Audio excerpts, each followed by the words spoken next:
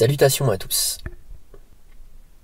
Je voudrais aujourd'hui vous parler d'un sujet d'actualité.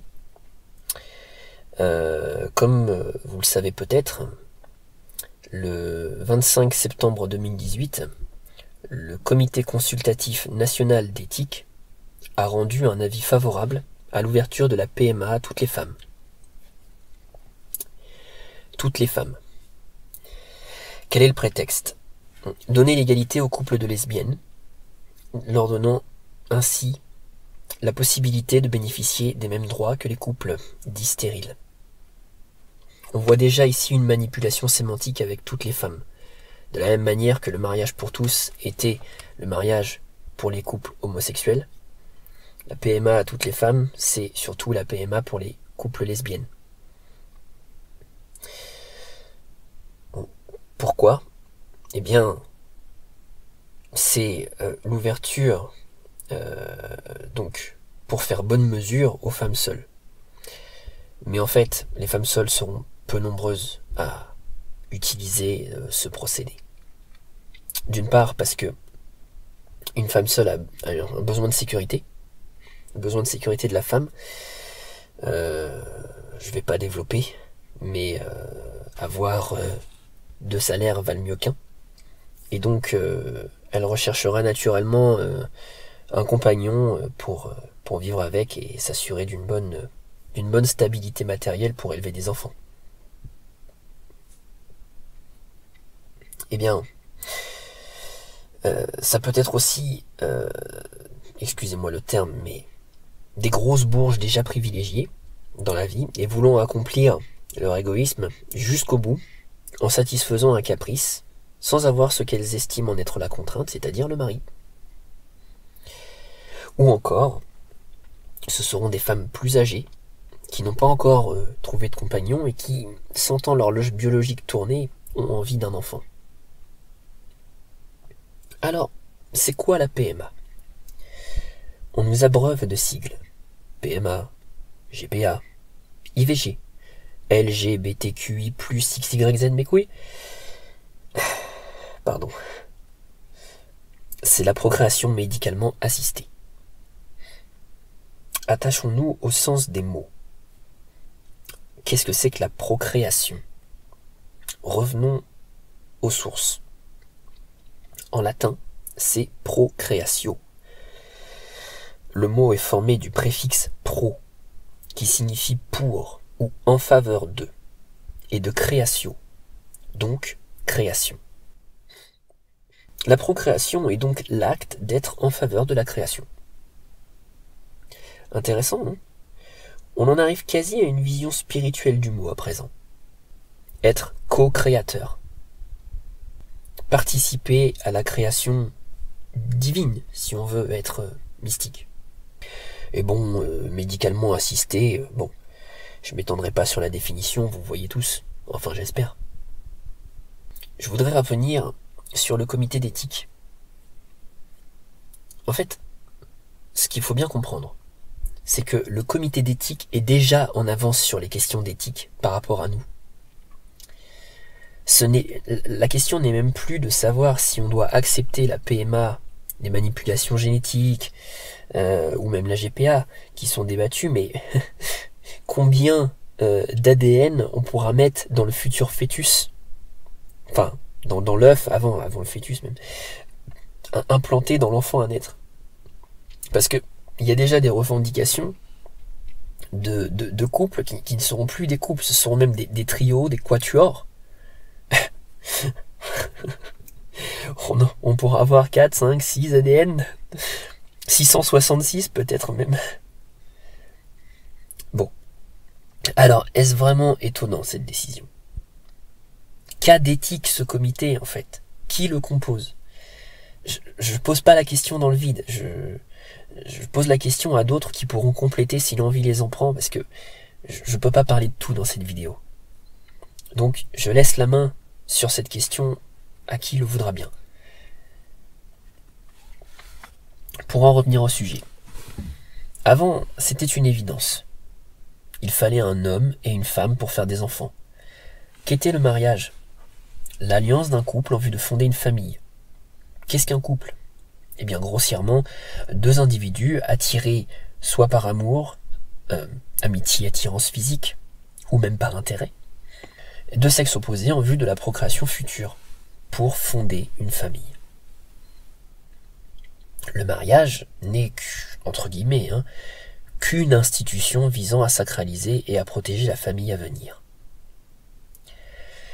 La famille, c'est la base de la société. Attaquer la famille nucléaire, c'est-à-dire de base, traditionnelle, homme-femme, en fait, c'est saper les fondements de notre civilisation, car c'est renier, la lignée biologique, l'historicité. Nous avons nié la complémentarité homme-femme, et nous allons à présent nier le fait qu'un homme et une femme, un père et une mère, n'apportent pas la même chose à l'enfant. Ils sont complémentaires. Ça crève les yeux, c'est une évidence, et le simple bon sens l'admet. Si vous en doutez, c'est votre droit.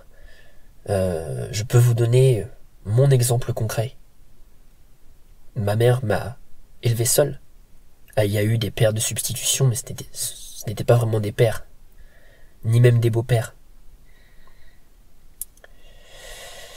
Le père biologique manque.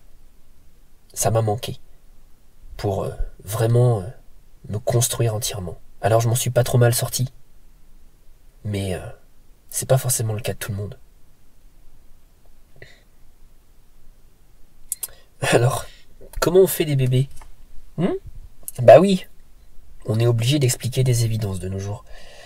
Vous savez, la nature est bien foutue.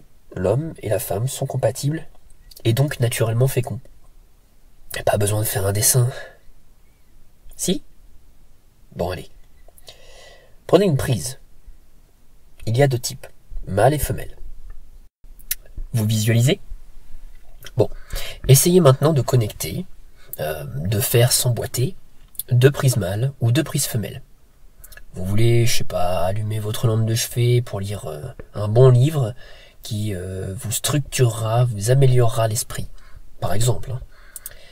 Donc, essayez de connecter ces deux prises. Mince, ça marche pas.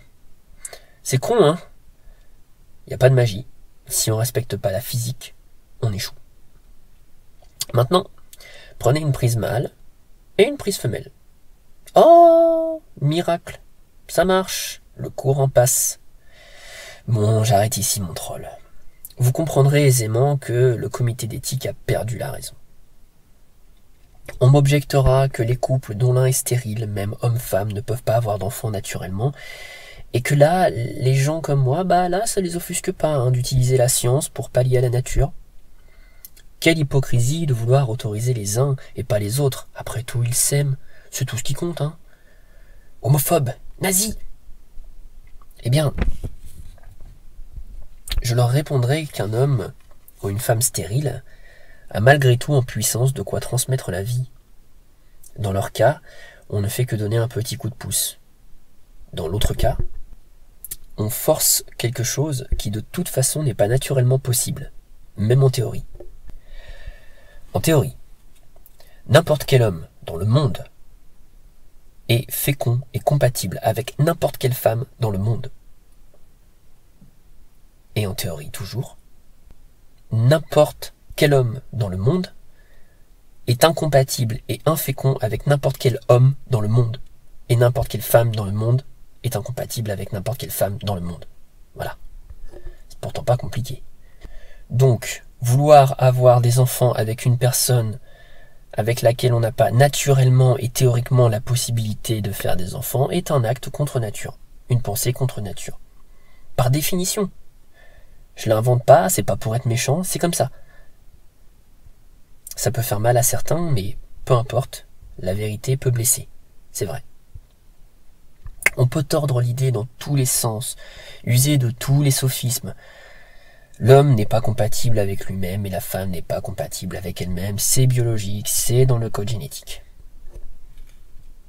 Alors pourquoi les politiques et une partie non négligeable de la société veulent laisser passer ce caprice? Égocentrisme. En dehors de leur petite vie, les gens, certains, pas tous, se foutent de ce qu'il se passe autour d'eux, du moment que ça ne les touche pas personnellement. Ils se foutent du bien commun. Ils se disent que ça ne fait de mal à personne. Alors pourquoi être méchants, soyons tolérants. Ils se donnent par-dessus le marché le beau rôle, celui d'ouverture d'esprit. Mais attention, moi je leur dis qu'à trop ouvrir l'esprit, on y laisse passer pas mal de merde. Ils ne pensent pas aux conséquences, ils ne les voient pas ou font semblant de ne pas les voir. Quelles sont ces conséquences? Eh bien tout d'abord, la perte de l'identité familiale biologique pour l'enfant. L'enfant perd ainsi son père. Non seulement il n'a pas la présence de son géniteur, de la famille de son géniteur, et donc de sa lignée historique, ce qui est un mal en soi. C'est un mal en soi à l'heure des revendications communautaires et identitaires, de ne pas savoir d'où l'on vient. D'ailleurs, c'est le plan des révolutionnaires depuis le début. Arracher l'homme, le citoyen, à tous les déterminismes sociaux, mais également familiaux et maintenant biologiques. Car la révolution se poursuit, vous n'avez qu'à écouter Vincent Peillon, je ne l'invente pas. Mais aussi ne même pas pouvoir avoir la possibilité, l'espoir de rechercher ses racines, puisque les dons de la semence de vie paternelle seraient anonymes. Quand ce n'est pas d'ailleurs le médecin lui-même qui remplacerait la semence donnée par la sienne propre. Oui, ça s'est vu. Dans d'autres pays. Afin d'être une sorte de mâle alpha très fier d'avoir des centaines de descendants par pur égoïsme et pour se donner de l'importance. Une sorte de viol par procuration. Et oui, il n'y a pas consentement, que ce soit le médecin, le père après tout. Le but étant de remplacer le vrai père par la compagne. Allez, une deuxième conséquence, c'est cadeau. Par le même procédé qu'on a fini par aboutir au Pax, et du Pax a mécaniquement découlé le mariage pour les homosexuels, alors que quand la loi est passée, c'était promis juré, il n'y aura jamais de mariage homosexuel. Et après, que le mariage pour tous mène au droit à l'enfant, comme on l'a vu, adoption, tout ça, eh bien, accepter la PMA entraînera la GPA. Et oui. On veut faire des gens des êtres déracinés. Ces attaques contre la famille participent logiquement de ce mouvement. Vous savez, lors du mariage pour tous, on nous a dit « promis, on s'arrête là ».